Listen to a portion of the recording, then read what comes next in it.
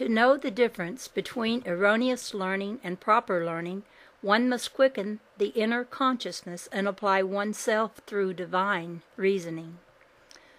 Through reflection and proper understanding, these erroneous suggestions are then removed when they are presented to man by the now so-called teachers in the schools.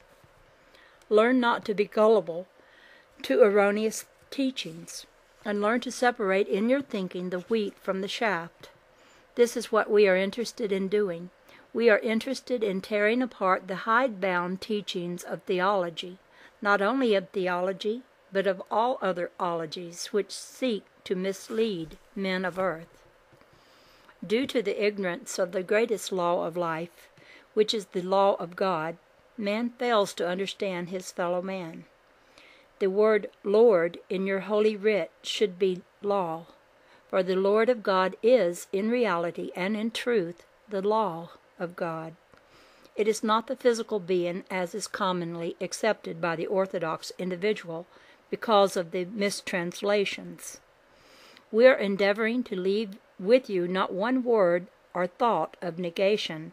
It is our desire, as it is your desire, for you to remain free, unencumbered by mortal limitation, and so shall it ever be. When the appearance of adversity besets man, he shall recognize the fact that it is the working out of a debt which has been incurred in a past incarnation. But when it is met in love, tolerance, and patience, the debt is well paid, and the balance is never found wanting. This is the working out of God's law, divinely so. We shall continue to speak of love, for love is the power that keeps the universe in motion. As man moves along the path, each adversity he meets is but the balancing of the scale of life, and it cannot prove detrimental. Where it is met with love, it attracts love, and its opposite attracts or begets its own. We of the council must acquaint man with the fact that the law of God must be lived to the letter, and until that time he must continue to struggle with himself. Can the blind lead the blind? Some try, and both fall into the pit together. We are interested only in light, only one light, and that is the light of life. Apply yourself, and you shall never have any regrets because of deception. Jesus of Nazareth expressed it this way: "By their fruits you shall know them." Ye shall, whenever seeking light and wisdom from some teacher or collaborator, meet him with a blessing, meet him with a free and open channel of thinking, but always with a blessing, and you shall be able to know and understand whether the wine which comes forth shall be of the sweet grape and not the wine of the decayed, impure, or improper grape. We trust that you have been able to make this very clear to you. You remember the statement, "Test the Spirit and see if it is of God." This statement has been misinterpreted by the theologians, meaning to test the discarnate spirit. There is to be no fear of discarnate spirit. The spirit referred to that is to be tested is the spirit which yet has residence in the mortal coil. Man is incapable of recognizing any master until he first recognizes the master within himself. Man must first come into the consciousness and realization that he is master over all error, and then better shall he behold the masters as they present themselves to him. May we refer to the statements that you heard around Christmas time, peace on earth, goodwill to men? The proper statement is in this wise: peace on earth toward men of goodwill, God's will. How can a man of ill will recognize peace? How can one who has not reached self-mastery recognize the master who comes in his path? Is this not common sense, logic? Is this reasonable or unreasonable to you? The time has come when with the lowly Galilean you will say, "My kingdom is not of this earth. Though I am in your world, I am not of it. I and the Father are one."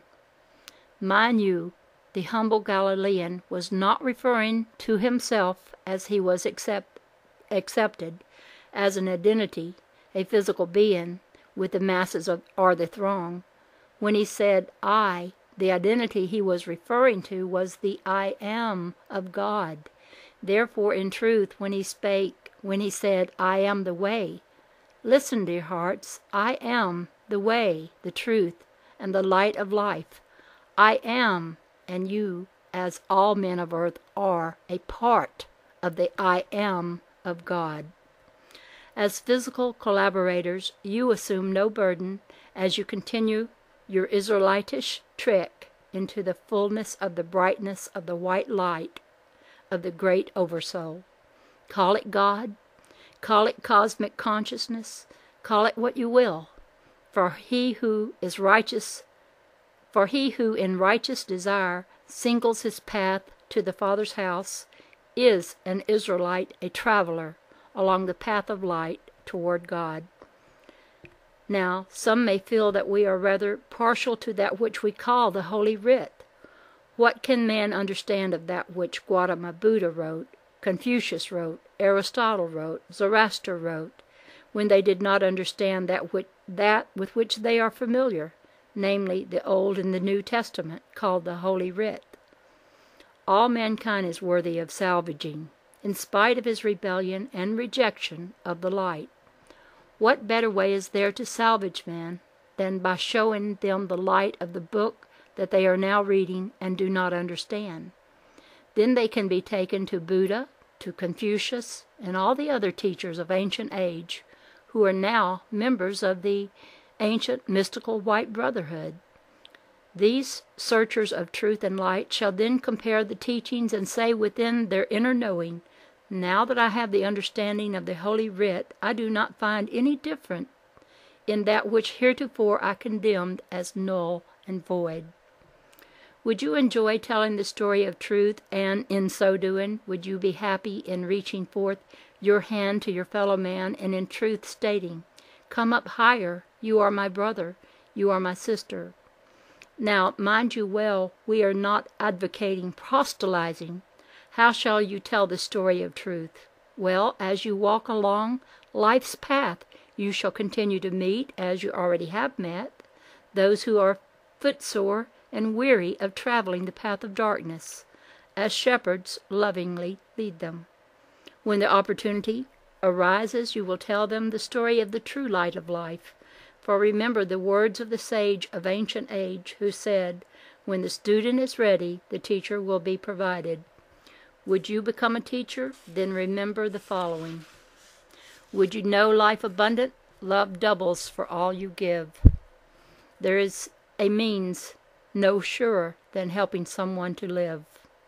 And from the pen of another ancient sage fell these words, enjoying each other's good is heaven begun. Your dedication shall not become a task, for God imposes upon no man of earth a task. It shall become a joyous, happy duty. Remember that the light which is placed upon a hill lighteth the city wherein is the hill. This shall be an eternal benediction of God. May it grow as you desire it to grow. Love knows no end, and Caesar has no power to defeat. What can defeat God's immutable law of love? This is our benediction. Go forth, rejoice, and prove to the blind of faith, the dumb of faith, that God is. Bless each one, each worker, and as God's eye is on the sparrow, God's eye is upon each one of his beloved collaborators. Go forth alone, but with divine power, your divine power, and you shall find that if you truthfully seek, the door shall remain open, because you have zealously knocked. It is granted unto you, because in righteousness you have asked. So mote it be. World without end.